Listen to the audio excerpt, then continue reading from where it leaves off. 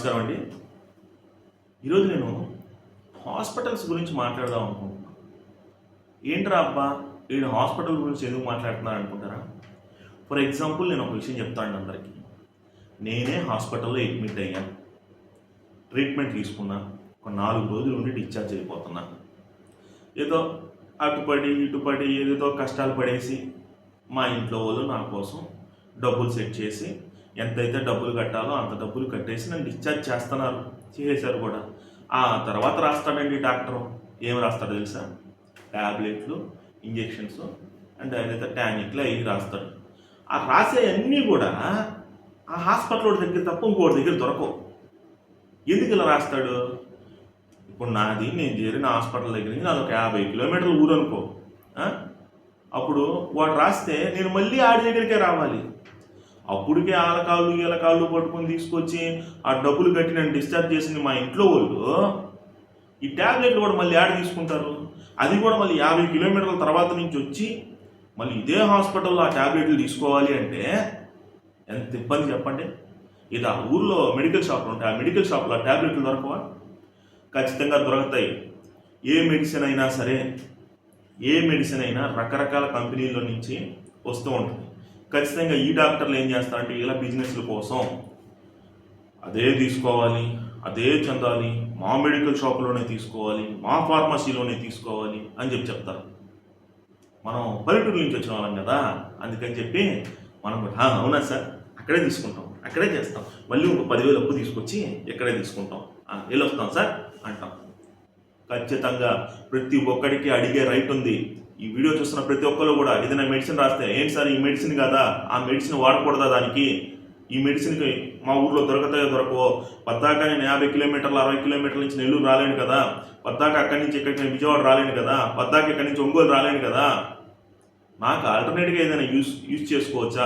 Medicine ప్రతి ఒక్కదానికి formula ఒకటే, బట్ కంపెనీస్ చేంజ్ అవుతూ ఉంటాయి. ఏ ట్యాబ్లెట్ వేసుకున్నా సరే తలనొప్పి తగ్గద్ది అంటే తలనొప్పికి సంబంధించిన ట్యాబ్లెట్లో కొన్ని 100 రకాలు ఉన్నాయి, ఫీవర్కి సంబంధించిన ట్యాబ్లెట్లో కొన్ని 100 రకాలు ఉన్నాయి. ఈ 100 రకాల ట్యాబ్లెట్లు ఏ ట్యాబ్లెట్ వేసుకున్నా తగ్గుద్ది. బట్ ఆ హాస్పిటల్ వాళ్ళు మెడిసిన్ని కూడా మాఫియా చేయడానికి, ఒకటే కాదు ప్రతి ఒక్క దగ్గర ఇదే రన్ అవుతా ఉంది, మెడిసిన్ని కూడా మాఫియా చేయడానికి మీరు మా దగ్గరే తీసుకోవాలి, మీరు మా దగ్గరే చేసుకోవాలి అని చెప్తా అంటారు. నేనైతే ఈరోజు ఏం చెప్తున్నానంటే ఖచ్చితంగా ప్రతి ఒక్కళ్ళు కూడా కొద్దిగా బుర్ర పెట్టి ఆలోచించండి.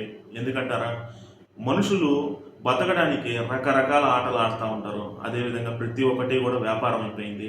ఈ హాస్పిటల్స్ విషయం కూడా ఒక వ్యాపారం అయిపోయింది. ఎందుకు నేను ఈరోజు ఈ విధంగా అంటున్నానంటే నేనే చాలాసార్లు నా కళ్ళతో చూశాను. ఎందుకంటే వాళ్ళు రాసిచ్చిన ప్రిస్క్రిప్షన్స్లో మెడిసిన్స్ ఇంకెక్కడా దొరకవు ఆ హాస్పిటల్లో తప్పితే.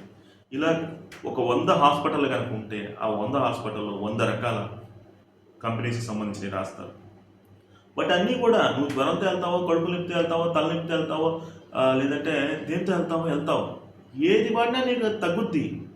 దానికి సంబంధించిన ఫార్ములా యూజ్ చేసే మెడిసిన్ ఏది వాడినా తగ్గుద్ది.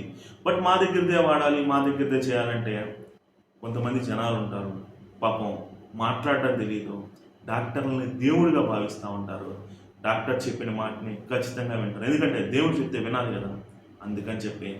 బట్ నిజమైన మనసున్న డాక్టర్లు ఇంకా ఉన్నారు, నిజమైన మంచితనంతో నడిపే హాస్పిటల్స్ ఇంకా ఉన్నాయి. బట్ ఈ విధంగా డబ్బులు సంపాదించాలి అనుకునే డాక్టర్లు కానీ హాస్పిటల్స్ కానీ ఖచ్చితంగా మీరు మారండి. ఎందుకంటే డాక్టర్ని దేవుడిగా భావిస్తారు మన ఆంధ్రప్రదేశ్లో. కాబట్టి డాక్టర్లో ఆ దేవుణ్ణే చూడనివ్వండి, దెయ్యాన్ని రాక్షసుని చూడనివ్వకండి. ఎందుకంటారా, మీకు అందరూ కూడా దేవుడి తర్వాత మీకే చేతులెత్తి నమస్కరిస్తూ ఉంటారు. కాబట్టి నేను కూడా మీ అందరికీ కూడా చేతులెత్తి నమస్కరిస్తూ ఉన్నా. ఇటువంటి ఫ్రాడ్ పనులకైతే పాల్పడమాకండి. మీరు మంచిగా ఉండండి, ప్రజల ఆరోగ్యాన్ని మంచిగా కాపాడండి.